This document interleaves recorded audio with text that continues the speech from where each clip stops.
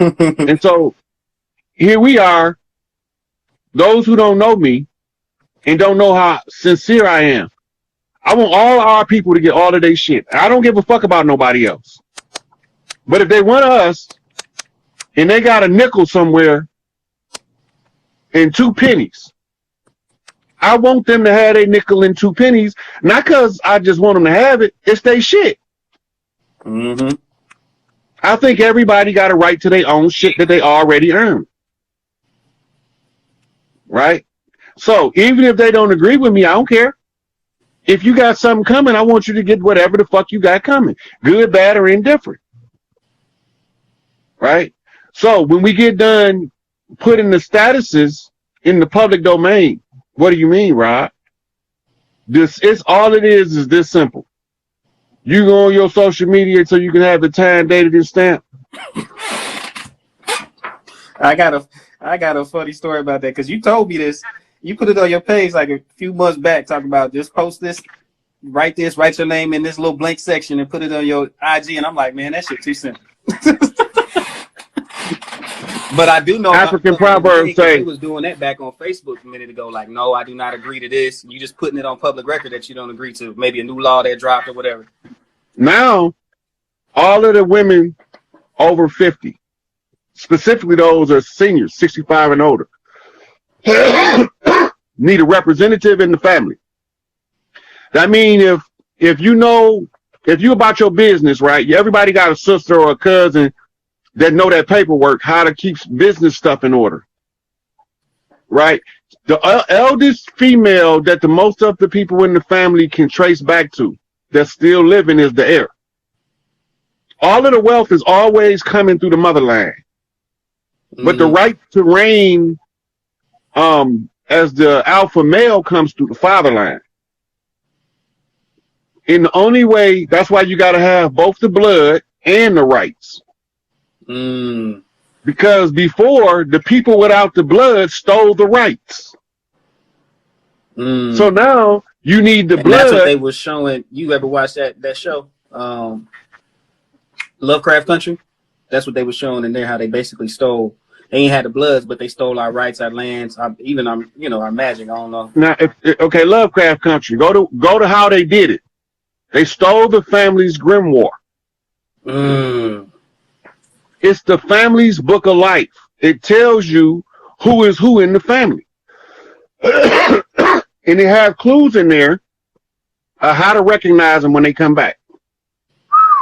That's why they've been looking for the Messiah. They know where he at. Mm. The day he born, they know he being born. They already know from the stars and the alignment. Mm.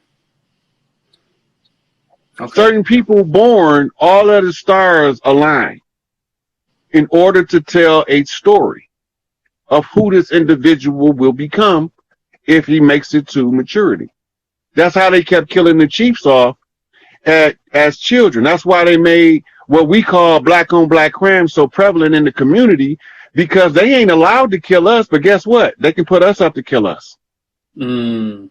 They can put me up to come do something to you for their benefit. As long as I don't know what I'm doing, I'm going to follow through with it because I'm a ride or die motherfucker like that. Mm-hmm.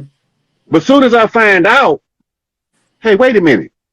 That's my brother. Who is these niggas? Now I'm the problem. I'm the worst nigga. I questioned these niggas and nobody else was doing it. Right? I'm the problem now. So I'm not going to participate in their games, and I step back and say, I don't want no parts of it. And then all the other chiefs saying, hey, we need some help with this problem. And you just sitting there. What you going to do? Right? Because all of the chiefs is on deck. There's nobody that's not involved in this shit. Whether you know it or you don't know it, you either part of the problem, part of the solution. There is no middle ground. You either one of the righteous or you one of the wicked. You either part of the motherfucking wheat or you the motherfucking chaff. There ain't nothing in the middle. Ain't nothing in the middle. Facts, yeah. I don't give a fuck what your skin like, how tall you is, how fat you is. I don't care if your nose run all day, if you got red eyes, green eyes, blue eyes. It don't fucking matter. Right. It's only two positions on the board. The right position and the wrong position. I don't want to be on the wrong position. And anybody that's willing to be righteous in the right position, I'm all with that. I'll teach you everything you fucking want to know. And if I don't know it, because I don't know everything, but I ain't that smart as I might seem to some people. I just study harder than everybody else.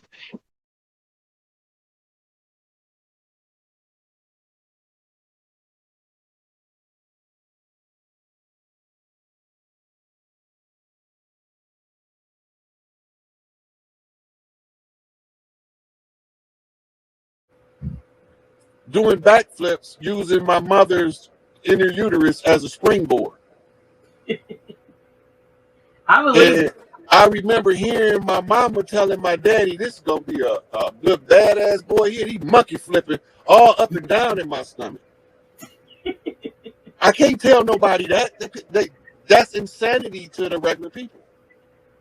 Well, you know, for a lot of people, Brother Rod, though, I used to say this even when I was still preaching, that there's a scripture that talks about, before I formed you in your mother's womb, I knew you, and I ordained you a prophet to the nations. And I think it was Jeremiah. And I always told that was just a prototype for everybody who was, before they were formed, they were known and they had an assignment that they were supposed to fill. I said, but once you make that decision and say, look, okay, I'm ready, I'm gonna go down, that man, that woman come together, that spark, then I'm gonna inhabit that body that's formed from that. Then I said, you float around for maybe 9 months, because I've had preemies, but 9 months in the amniotic fluid, which I would call amnesia juice. I said, and while you in the amnesia juice, you forget what your assignment is, and so your so-called life. That's how I discovered how to erase our memory. Right. So your life is one of trying to remember. He said, when you come into your kingdom, remember me, reconnect me to my purpose, to myself. And was it you who said that the lights they throw in your face are like the white that the men in black do? Right. Now, look, I thought I was crazy when I first seen this, right? Because I seen them when I came out, I seen the bright lights, and I remember immediately being dumbfounded, what they call blinded by the light, dumbfounded by all these bright ass lights in my face. And it triggered a reaction, and it brought in all my prior births. There was no lights. When I was born before, I was always born to doulas under controlled conditions. This is the first time I was born under the rule of an enemy who was uncontrolled of the conditions, and I wasn't in the ambient lit growing up. But as you get more recall of your past lives, you start remembering this stuff. And I was like, that's the major anomaly. And then I keep hearing people say, don't go into the light. And then I remember, before you born, there's no light to go into. Right? When you die, there's no light to go into. You don't see the light till you come out of the till you come out of the womb, of the matrix. You come out of the matrix. That it's right. So when they saying don't go into the light, those are modern birthing hospital rooms. They saying abort the baby. The baby should abort itself up on birth if you see those lights, because you under the control of the enemy. But they not understanding that these lights is not part of the life-death cycle. When you really fade off, you see from a higher consciousness level everything. You're not blinded with no lights. Ain't no lights. But you see the child being born, that you're gonna come back in. You're not coming back immediately when you leave most of the time. But when the child in the future that you're going to come through is being born, you seeing the life of that child. And you are having options of several timelines that this child should be born on. So when they're telling you don't go into the light, they're saying avoid the birth that you're going to come back into the light. Because if you come back in the light, you know that the enemy is on the other side acting like they doctors. Wow. Well, right? many scholars come into the light. The midwife. Right. Right. Go back to the warning about the light. Where is it most famous from? Poltergeist. Yeah. Carol Ann. Carol Ann, go into the light. There's peace and tranquility in the light. Right? Now, all the time, demons is trying to get Carol Ann, and the witch is telling her to go into the light. Now, flip it in reverse. So now, let me see. Is your I don't know, your voice is breaking up, and telling her to go, yeah, we're getting you like into the light. You're breaking up. While her to go into the light. Yeah. Your sound is breaking. Your screen. Yeah, you're breaking up. Yeah, they're putting it in the, because I can hear you breaking up too. So I'm not sure if you want me to go out and come back in. Try that. Just see if we can get a better. Please. Thank you all. Thank you for your patience. Let's see what's going on. Oh, we up in here, 1,200 strong, y'all. Hope y'all pressing that like, giving us the thumbs up. I hope you're sharing. If you don't, at least share it after it's over. But Brother Rod's going to come back in, and I hope you are appreciating this sort of in-depth look into the brother that's been bringing us all of this information here. He's back. Let's hope that the sound is better. All right, Brother Rod, let's see what we got. We getting the improvement? Yes.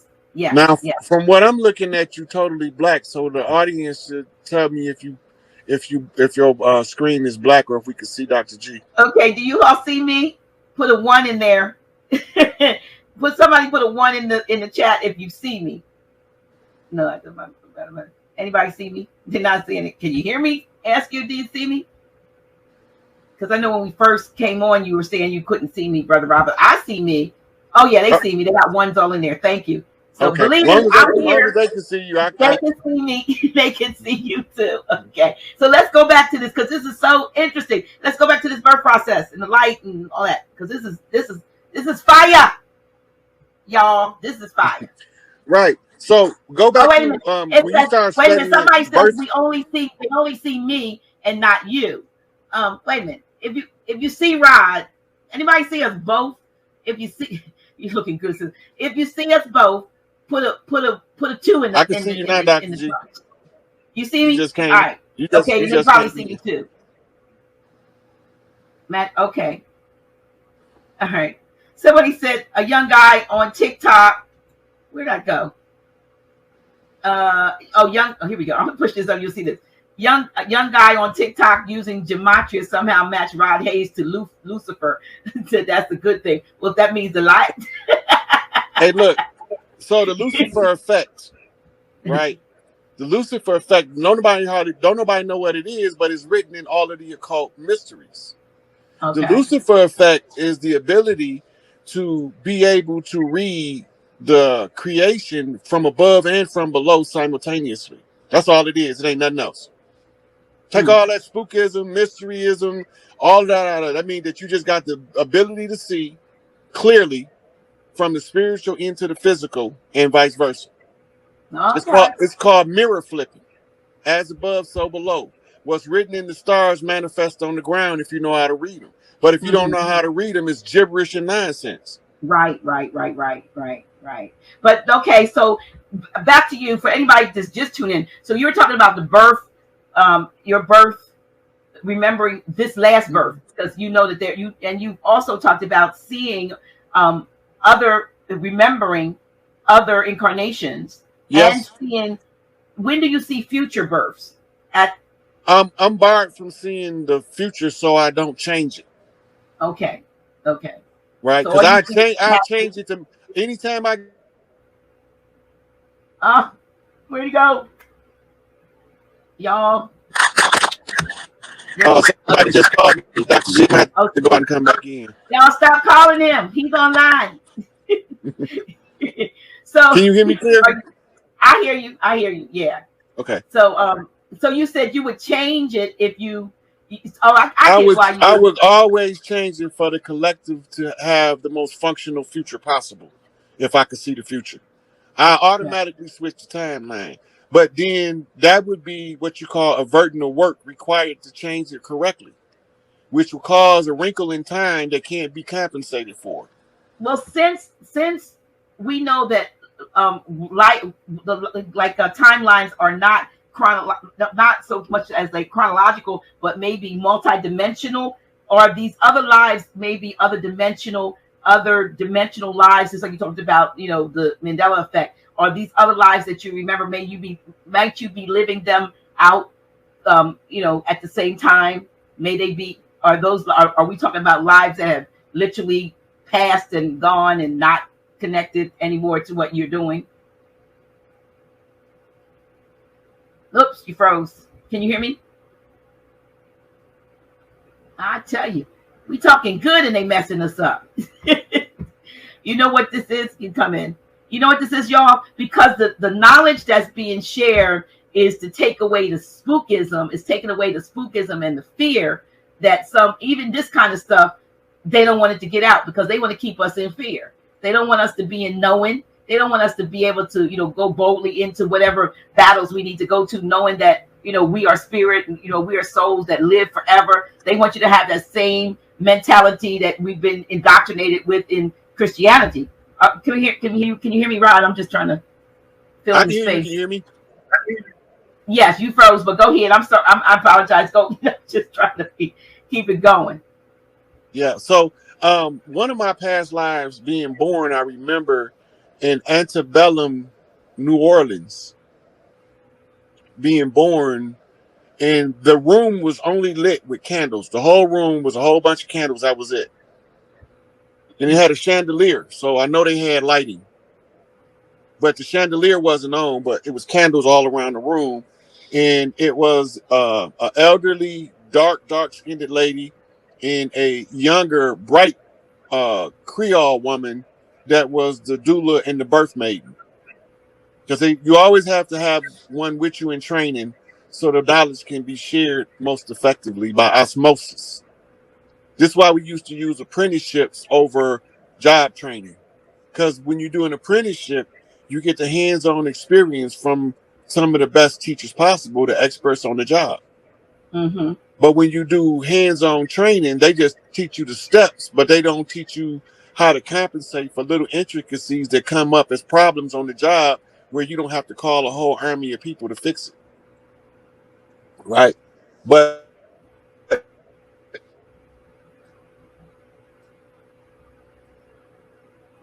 she following that principle in the streets today, like if you go to LA, Why are they freezing you? Can you hear me, Rod? and you tell them that you a Crip blood, they're gonna say, well, where you put your work in, who your witnesses. That means that all of the chiefs always have a witness to.